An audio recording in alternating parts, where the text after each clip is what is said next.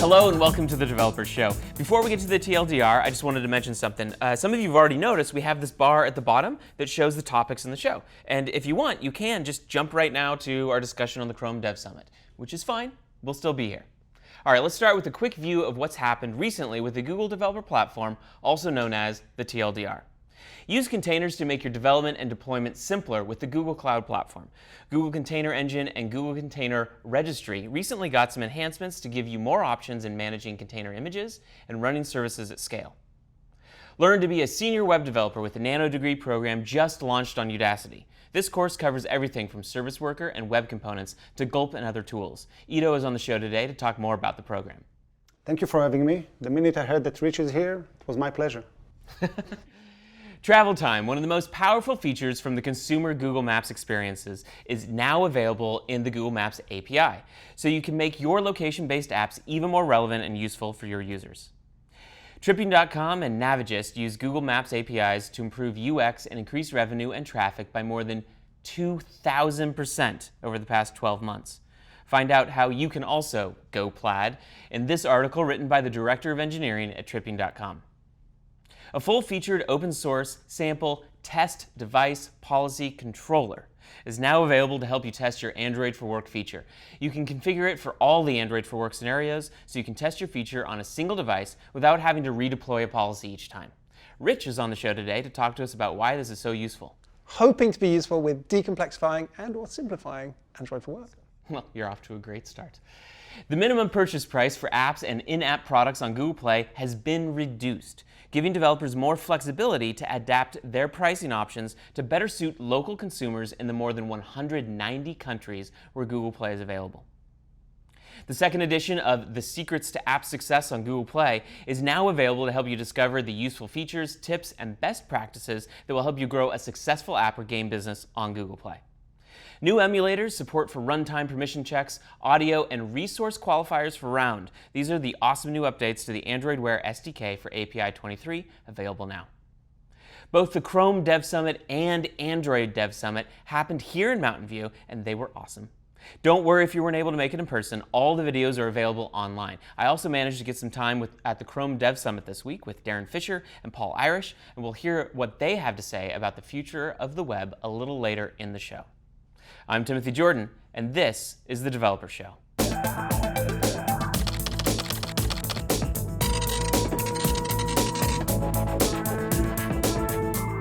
Bomb Squad grew revenue by 140% per user by using Player Analytics. Learn how to use Player Analytics and Google Play Game Services to find success on Google Play in this recent article and video. Here's a look.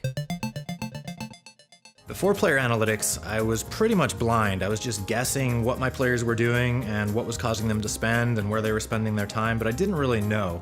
When I started using the tools, it was a very eye-opening experience. I could suddenly see the low-hanging fruit where I could improve retention or improve monetization in the game. Player Analytics showed me that players were earning more than they were spending in the game, so I was able to rebalance my economy and make a significant positive impact on my revenue.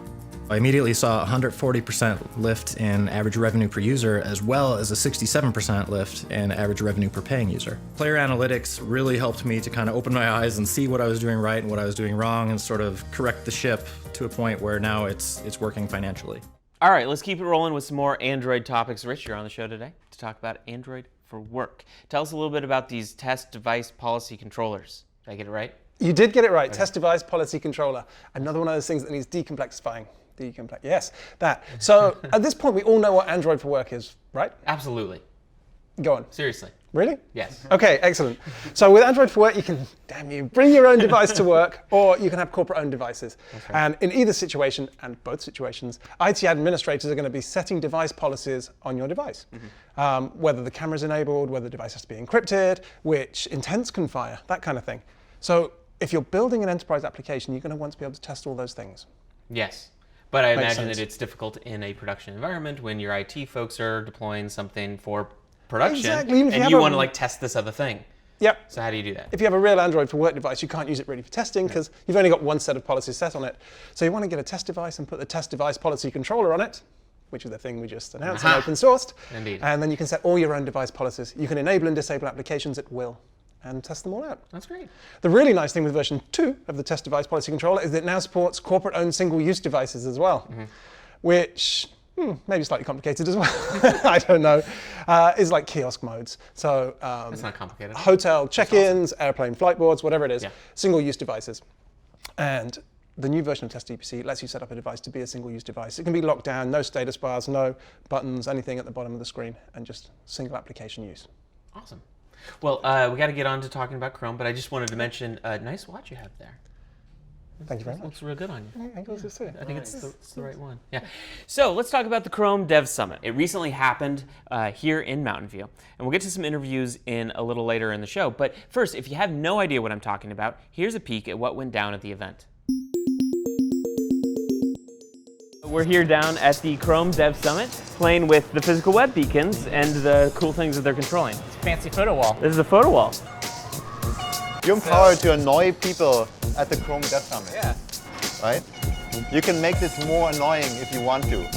It's gonna be. that? Oh, Yeah. Oh, voting wall. Voting wall. Let's check out the voting wall. You guys know this one, right? You can thumb up, or you can thumb down real time. You can kind of do somewhere in the middle. Well, that's pretty cool, actually. Let's vote on some things. It's a physical web vending machine, and basically that means walk up to it and interact with it without installing an app whatsoever. So we'll choose KitKat. And I don't have to put in my credit card data. And you can just hit that button as much as you want. Interaction on demand.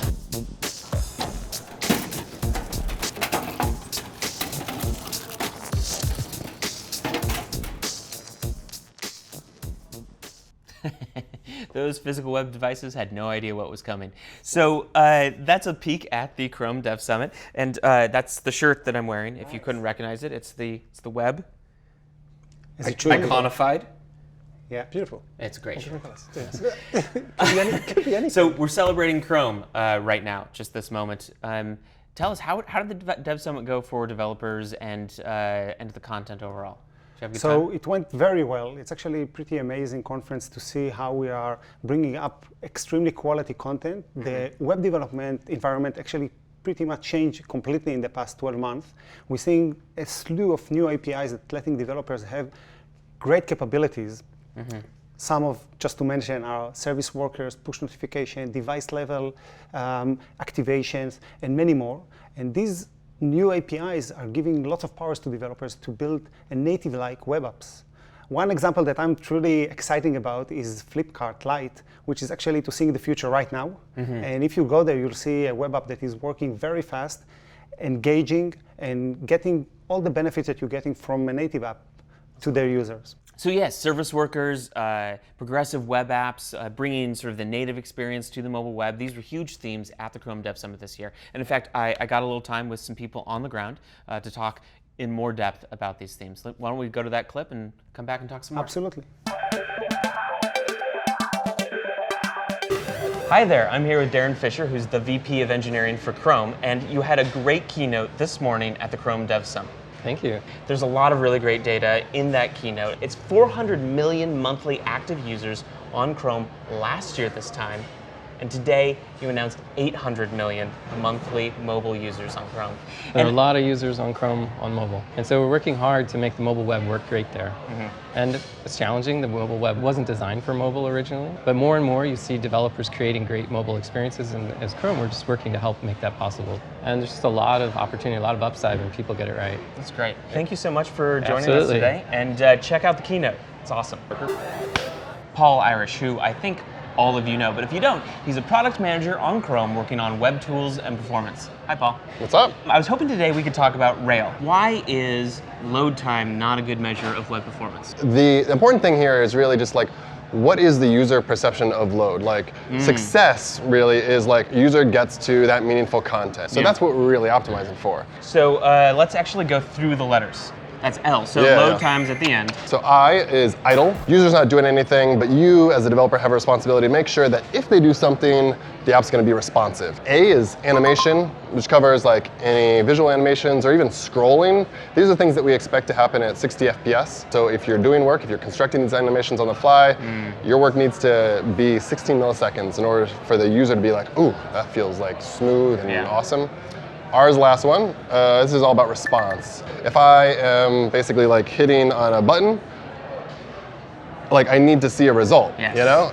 I can't just like be waiting, and so we have goals around how many milliseconds is a reasonable amount of time for that response to happen, from touches to scrolls to drags. Like each of these are important interactions, and we need to consider them individually. Awesome. Thanks, Paul. Cool, do that.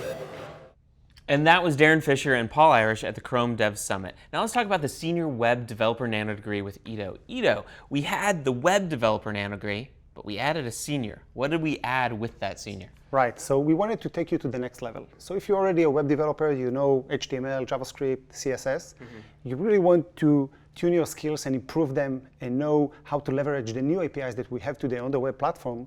This is the course to take.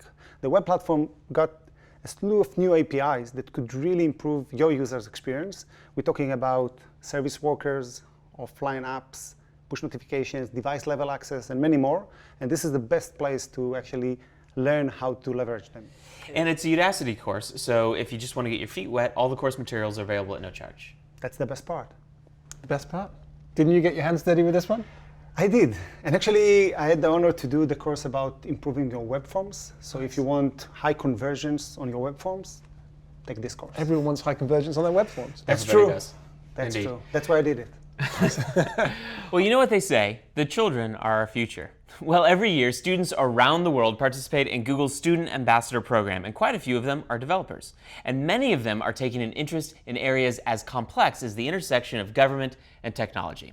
Derek Slater, our senior policy correspondent and all-around good guy, recently took some time to hear from this next generation of great developers about what they're building now and their views for the future.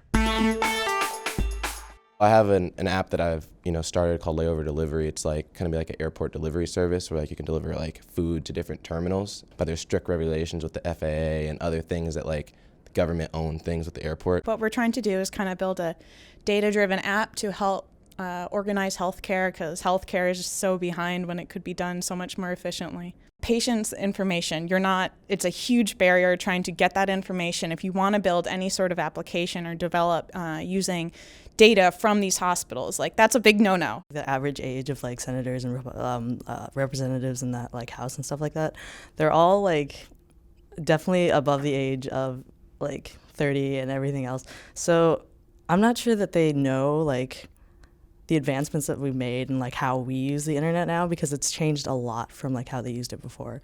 And if they try to block it with like policies like SOPA and all that stuff, it's really going to restrict the amount of innovation that we can make, you know what I mean? Like general oversight's all right, but having a government backdoor or some sort of access that compromises the integrity of a company or the way that it's doing something is a little bit difficult, or at least problematic. I think government's starting to finally realize how the internet works and is finally listening to the right people. Like I think we got a long way from the internet is not a big truck, it's just a series of tubes, especially with the net neutrality rules that are coming out. I'm really optimistic that the internet can stay as a place where people are free to develop whatever they want, and yeah, that's what I'm excited about. It's been a while since I heard the dump truck and series of tubes metaphor, so here's a question for you. What is your absurd internet metaphor? Absurd. How about salmon swimming upstream? Okay.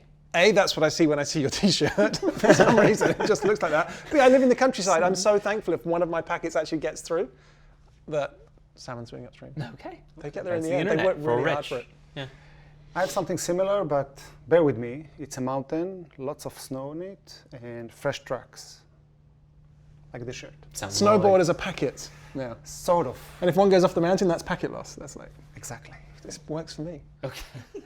All right, if you think you can do better than these guys, please do so in the comments below. I'm Timothy Jordan, and I'll see you next time here on The Developer Show.